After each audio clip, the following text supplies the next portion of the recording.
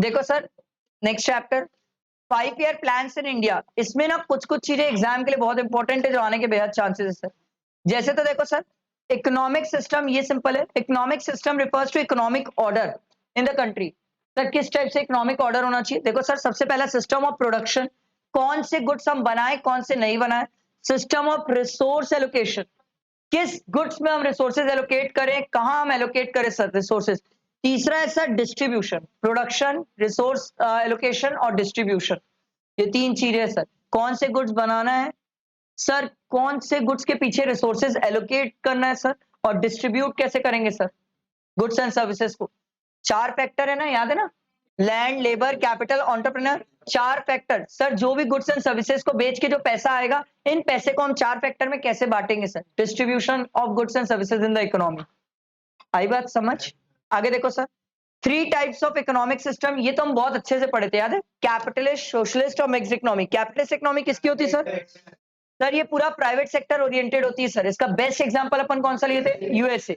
Best example है। इन लोग profit motive से चलते हैं सर। कंज्यूमर की सोवरेनिटी, फ्रीडम जबरदस्त होती है सर। यहाँ पर सर गवर्नमेंट सिर्फ लॉ ऑर्डर एंड डिफेंस का काम करती है सर। रिसोर्सेज पूरे प्राइवेट सेक्टर के पास होते हैं, प्राइवेट ओनरशिप होती है। यहाँ पर कोई भी चीजों की price on the basis of market forces decide होती है। मार्केट फोर्सेज मतलब डिमांड एंड सप्लाई। पर सर हर सिक्के के दो पहलू, इसके कुछ घाटे भी है सर, डीमेरिट्स भी है सर। डीमेरिट्स ये सर, इन लोग सोशल इंटरेस्ट पे काम नहीं करते सर। ये लोग सोशल इंटरेस्ट में काम भी नहीं करते सर। यहाँ के लोगों को कोई फर्क नहीं पड़ता अगर गरीब लोग मर रहे तो। ये प्रॉफिट मोटिव से काम करते हैं, सोशल वेलफेयर नहीं होता, सोशल इक्वालिटी नहीं होती है, इनजस्टिस होती है। आप लोग ये भी लिख सकते हो सर कि ये प्राइवेट सेक्टर अपने हिसाब से रिसोर्सेज को एलोकेट करता है जहां पर इनको सबसे ज्यादा पैसा दिखता है, सबसे ज्यादा फायदा दिखता है सर। तो मिस एलोकेशन ऑफ रिसोर्सेज भी बहुत होते हैं सर, बहुत होते हैं। आई बात समझ? सर सोशलिस्ट इकोनॉमी, ये कौन सी इकोनॉमी है सर? ये तो government. China example, best example north Korea या चाइना ले सकते हो सर। इस इकोनॉमी की बात ये है कि सर यहाँ पर गवर्नमेंट डिसाइड करती है क्या गुड्स बनाना है क्या नहीं बनाना है, गुड्स की प्राइस क्या होगी, पूरी चीजें गवर्नमेंट के पास पावर है सर। रिसोर्सेज कंट्रोल गवर्नमेंट करती है। यहाँ कंज्यूमर की सोवरेनिटी नहीं होती है, कंज्यूमर के पास फ्रीडम नहीं होती है। बट सर वही बात है, यहाँ पर गवर्नमेंट ओरिएंटेड इकोनॉमी, तो ये सोशल वेलफेयर और सोशल जस्टिस को ध्यान देती है सर। लोगों के बीच में रीडिस्ट्रीब्यूट कराती है इनकम एंड वेल्थ, मतलब अमीरों से पैसा लूट के गरीबों में बांटना। ये सब चीजें गवर्नमेंट करती है। बट इसके डिसएडवांटेज भी है ना सर। यहाँ पर गवर्नमेंट ओरिएंटेड इकोनॉमी है, प्रॉफिट के लिए लोग काम नहीं करते, तो सर प्रॉफिट नहीं कमाते, इसलिए इन्वेस्टमेंट कम होता है, आउटपुट कम होता है, जीडीपी कम होती है सर इनकी। आई बात समझ? बैठा दिमाग में? अगला है मिक्स्ड इकोनॉमी। इसमें कौन आता है भाई? इंडिया। सर इसका बेस्ट एग्जांपल इंडिया है। यहाँ गवर्नमेंट और प्राइवेट दोनों आते हैं सर। यहाँ पर दोनों है, यहाँ सोशल वेलफेयर भी है तो प्रॉफिट मोटिव भी है सर। यहाँ पर सर दोनों रिसोर्स करते हैं कंट्रोल, गवर्नमेंट भी प्राइवेट भी। यहाँ दोनों सेक्टर डोमिनेट करते हैं सर। यहाँ कंज्यूमर की सोवरेनिटी है, फ्रीडम है, बट बहुत कम है सर, लो है सर। बट इसके भी डिसएडवांटेज है। यहाँ पर इंडिया में भी करप्शन है, आप आराम से लिख सकते हो, करप्शन लिख सकते हो सर। जहां यहाँ पर भी सर बोला ये जाता है कि प्राइवेट सेक्टर के पास लिबर्टी काम करने की, बट गवर्नमेंट लिबर्टी देती नहीं है सर। गवर्नमेंट लाइसेंस के थ्रू कंट्रोल करती है प्राइवेट सेक्टर को। आ रही बात समझ? बेटा दिमाग में? अगला देखो, common goals of 5 year plans और objective of planning. Sir economic planning क्या होती है? इकोनॉमिक किसको पता है? जहां पर हम कंट्री के रिसोर्सेज को इस तरीके से यूज करते हैं, जो नेशनल प्रायोरिटी की चीजें है सर, वहां पर हम कंट्री के रिसोर्सेज को यूटिलाइज करते हैं सर। नेशनल प्रायोरिटी की चीजें। अब नेशनल प्रायोरिटी की चीजें ये डिपेंड करेगा किस पे होती है सर। जैसे अभी पूरे वर्ल्ड में वॉर वॉर वाली सिचुएशन चल रही है, तो सर अभी नेशनल प्रायोरिटी के डिफेंस में सबसे पहले काम किया जाए सर। अब कोविड का टाइम था तो एग्रीकल्चर में सबसे इंपॉर्टेंट था नेशनल प्रायोरिटी। डिपेंड करता है sir, national priority time to time change होते रहती है सर। याद रखना, फर्स्ट 5 ईयर प्लान 1951 में आया था। 1951 में जब फर्स्ट 5 ईयर प्लान आया था, तो याद रखना एग्रीकल्चर सेक्टर में फोकस किए थे हम। एग्जाम में कई बार आ जाता है कि 1951 में अगर फर्स्ट ईयर 5 ईयर प्लान था, तो उस टाइम हम किस पे फोकस ज्यादा किए थे? हम एग्रीकल्चर में फोकस किए थे। 1956 में इंडस्ट्रियल सेक्टर में फोकस किए थे। 1961 में 5 साल बाद वापस सर हम एग्रीकल्चर सेक्टर में फोकस करना स्टार्ट किए थे। ये ध्यान रखना, 2-3 प्लान का आपको पता होना चाहिए सर। एग्जाम में 1-2 प्लान का आ जाता है सर, स्टार्टिंग के तो आ ही जाता है। ठीक है, तो देखो सर, सबसे पहला था self sufficiency and self reliance. पता है सेल्फ सफिशिएंसी क्या था?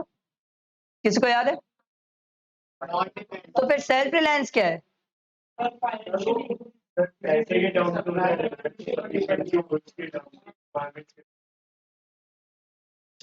सेल्फ सफिशिएंसी की बात हो तो सर हम किसी के ऊपर डिपेंडेंट नहीं रहते, गेहूं चावल एसेंशियल सप्लाई के लिए। सेल्फ रिलायंस मतलब सर हमें फाइनेंशियली किसी के ऊपर डिपेंडेंट ना होना पड़े। ये पहला टारगेट है सर हमारा 5 ईयर प्लान्स का। 5 ईयर 1947 में आजाद हुए, 50 में कॉन्स्टिट्यूशन बना, 51 में पहली बार 5 ईयर प्लान आया।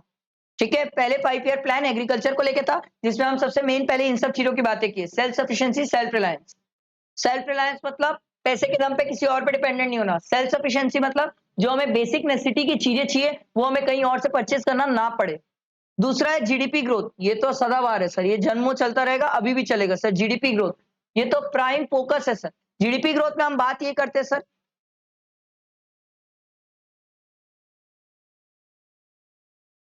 एक तो कंट्री के रिसोर्सेज इंक्रीज करना, दूसरा सर हम टेक्नोलॉजी इंप्रूवमेंट करते हैं सर, जिससे हमारा आउटपुट बढ़ जाए, जीडीपी ग्रो कर जाए।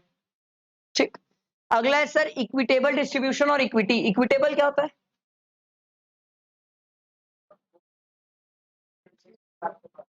Very good sir, equitable distribution वो होता है सर जहां पर हम किसी के पर्सन की इफिशियंसी के बेसिस में बांटते हैं सर। जो पर्सन जितना इफिशियंट है, जितना अच्छा काम करेगा, उसको उतना पैसा मिलेगा। मान लो कोई 100 गुड्स बनाया है, कोई 200 बनाया है, तो 200 वाले को ज्यादा पैसा, 100 वाले को कम। This is called equitable.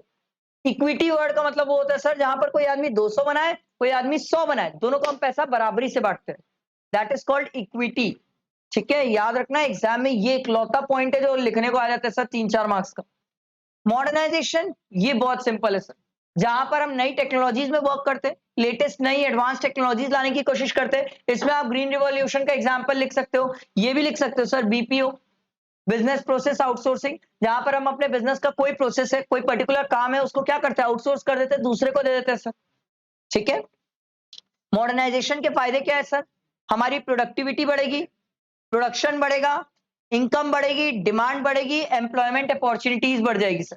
जितनी एडवांस टेक्नोलॉजी उतना ज्यादा प्रोडक्शन, जितना प्रोडक्शन उतनी ज्यादा डिमांड, जितना ज्यादा डिमांड उतनी ज्यादा इनकम, जितनी ज्यादा इनकम उतना ज्यादा जीडीपी ग्रो करेगी, नेशनल इनकम बढ़ जाएगी और एम्प्लॉयमेंट अपॉर्चुनिटीज भी बढ़ेगी सर। ठीक है, छोटा सा था।